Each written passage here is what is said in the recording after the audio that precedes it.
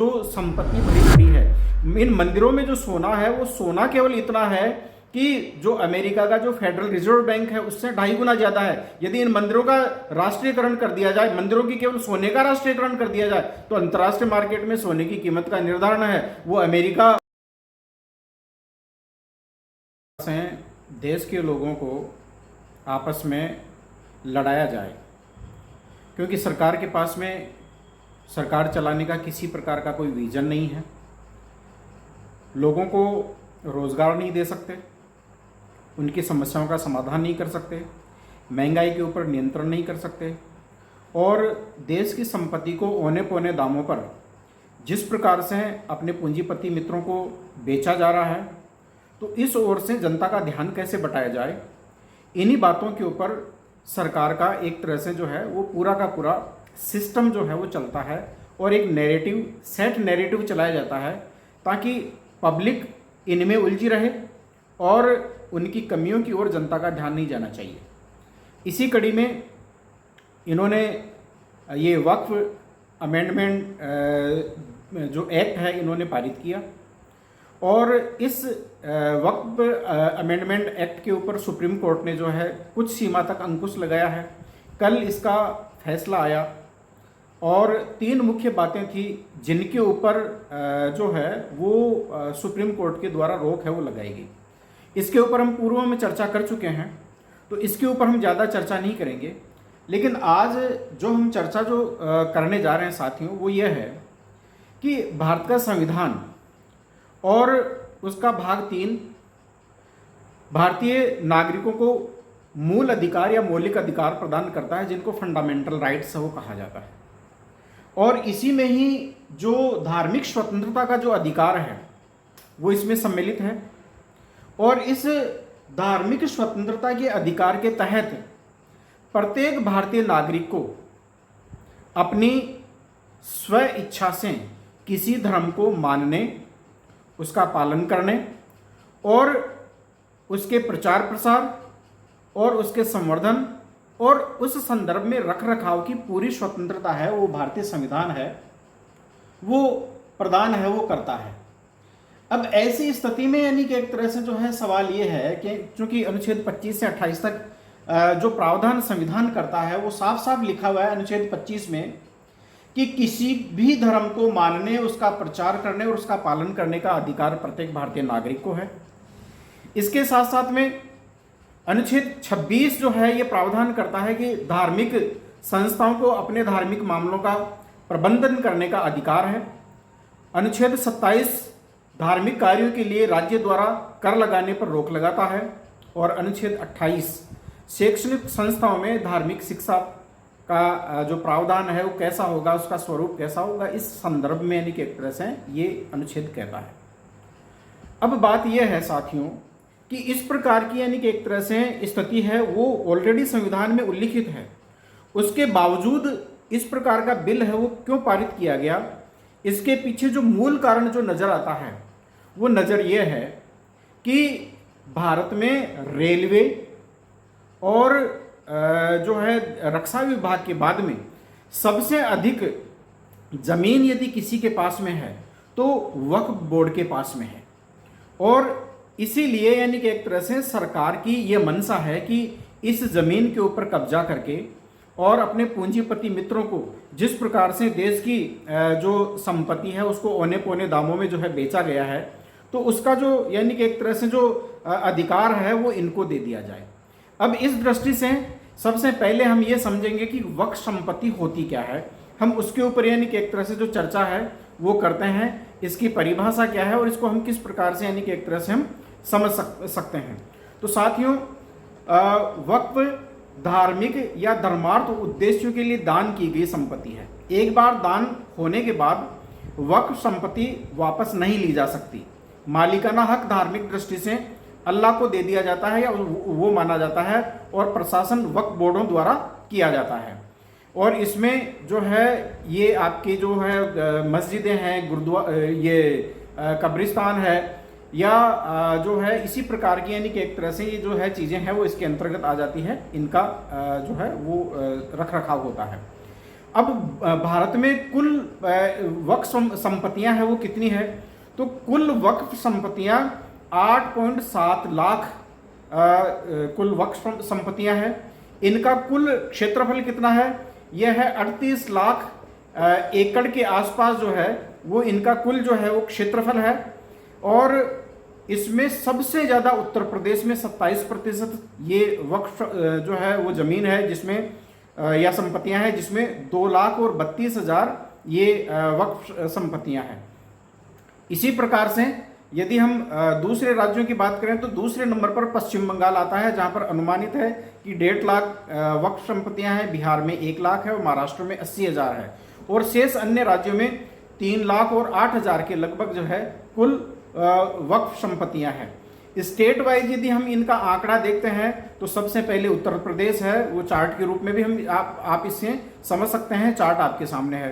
ऐतिहासिक और सांस्कृतिक दृष्टि से इनका क्या क्या महत्व है। कई वक्फ संपत्तियां सदियों पुरानी हैं, जैसे 7वीं सदी से लेकर और मुगल काल तक। उदाहरण के लिए चेरेमन जुम्मा 629 ईस्वी की, जामा मस्जिद दिल्ली 1656 ईस्वी की, अहमदाबाद की जामा मस्जिद 12वीं शताब्दी की। ये जो स्थल है वो ऐतिहासिक दृष्टि से हैं, वो बहुत ही अपने आप में महत्वपूर्ण है और ऐतिहासिक स्थापत्य और सांस्कृतिक मूल्य की दृष्टि से बहुत महत्वपूर्ण है। इसलिए इन वक्फ संपत्तियों का आवश्यक रख रखाव जरूरी है। अब इस दृष्टि से प्रशासनिक और कानूनी मुद्दे हैं वो क्या है। वक्फ बोर्डों के दस्तावेज की कमी और रजिस्ट्रेशन समस्याएं। अब जो संस्थाएं बहुत पहले से बनी हुई है, तो अब 12वीं शताब्दी की जो बनी हुई है, 6वीं शताब्दी की बनी हुई है,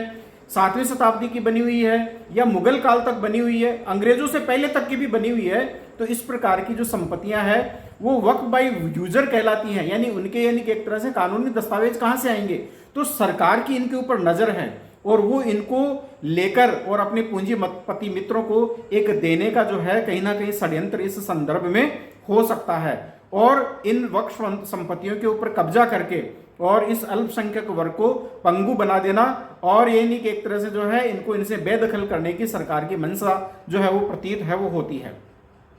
इस प्रकार का जो वक्फ बाय यूजर मॉडल है वो जो है वो कहलाता है। कुल मामलों में वक्फ संपत्तियों का दुरुपयोग या जो अवैध कब्जे की जो रिपोर्ट हैं उनके आधार पर यानी कि एक तरह से जो है वो इनको खुर्द-बुर्द या इनके ऊपर कंट्रोल है वो सरकार करना चाहती है। इसी के साथ साथ में ये जो नया जो कानून संशोधन वक्फ जो संपत्तियां हैं इनके ऊपर एक तरह से कंट्रोल करने का एक षड्यंत्र है, वो इसे माना जा सकता है। अब इसके संदर्भ में आगे जोखिम और संभावित परिणाम क्या हो सकते हैं, तो इससे धार्मिक संस्थाओं की जो स्वायत्तता है वो घट जाएगी। इसके साथ साथ में ऐतिहासिक और धार्मिक स्थलों का वाणिज्यीकरण संभव है, यानी कि एक तरह से इनका जो है व्यावसायिक उपयोग है वो किया जा सकता है। इससे सामाजिक तनाव और राजनीतिक ध्रुवीकरण बढ़ सकता है, और इसके साथ साथ में साथियों अल्पसंख्यक अधिकारों पर यानी कि एक तरह से इसका दीर्घकालीन प्रभाव है वो देखा जा सकता है।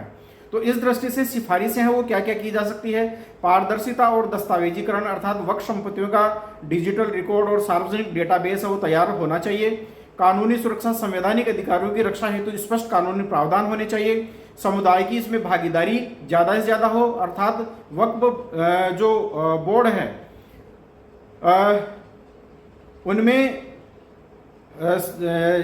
संबंधित जो समुदाय है उनकी भागीदारी है वो रहे, और उन्हीं की निगरानी में यानी कि एक तरह से रिपोर्ट है वो ऑडिट रिपोर्ट है वो बननी चाहिए।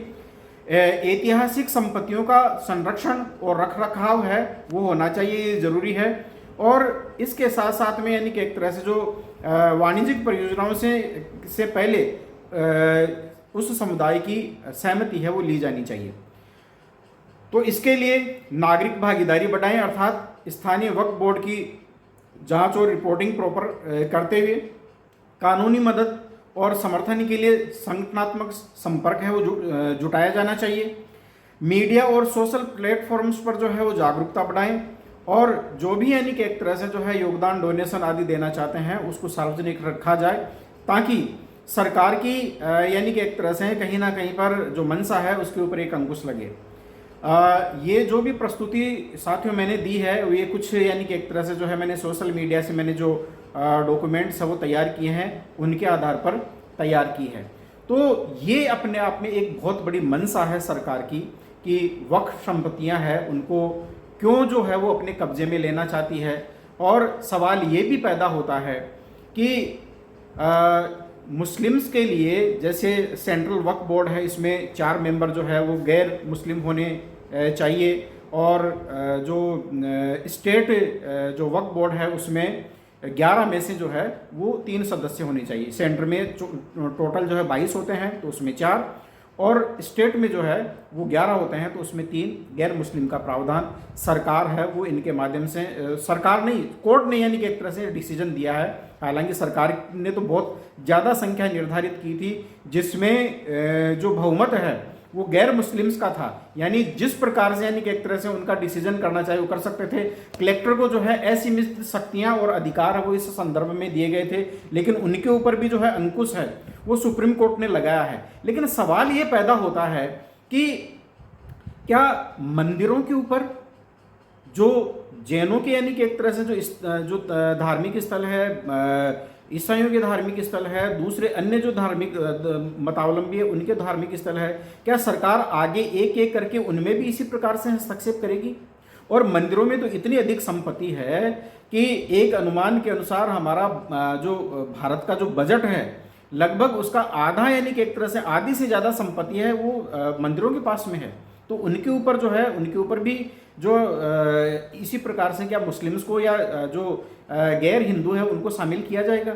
साथ ही साथ मैं तो ये भी कहना चाहूँगा कि क्या इन मंदिर ट्रस्टों में जो SC ST के जो लोग हैं, OBC जो लोग हैं, जो पिछड़े हुए वर्ग के लोग हैं, क्या उनकी भी भागीदारी है जिनमें अथाह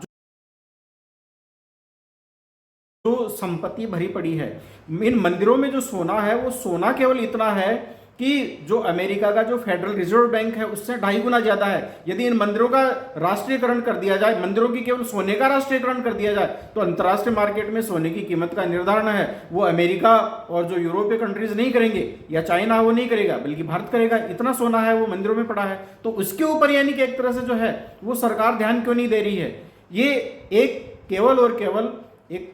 जो अल्पसंख्यक वर्ग को डराना चाहती है और इसके साथ साथ में कहीं ना कहीं पर यह लगता है कि इस प्रकार के एक्शन लेकर और लोगों की वाही लूटना और धार्मिक उन्माद फैलाना इसके पीछे मकसद नजर आता है। तो इस दृष्टि से सुप्रीम कोर्ट के द्वारा दिया गया जो फैसला है वो अपने आप में परिपूर्ण तो नहीं है, लेकिन कुछ यानी कि एक तरह से राहत है वो इस वर्ग को प्रदान करता है। यदि संविधान के अनुसार फैसला दिया जाता तो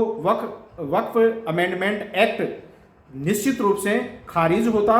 और इसको अवैध घोषित कर दिया जाता, लेकिन फिर भी न्यायालय के ऊपर कई प्रकार के दबाव हैं, उसकी अपने आप में सीमाएं हैं, लेकिन न्यायपालिका को निश्चित रूप से सभी प्रकार के दबाव और भय से मुक्त होकर काम करना चाहिए। लेकिन साथियों अब बात यह है कि भविष्य के गर्त में होगा कि अंतिम रूप से जो है सुप्रीम कोर्ट का फैसला क्या आता है, क्योंकि ये तो केवल मात्र एक अंतरिम फैसला है। साथियों यदि आपको हमारा ये कंटेंट पसंद आया है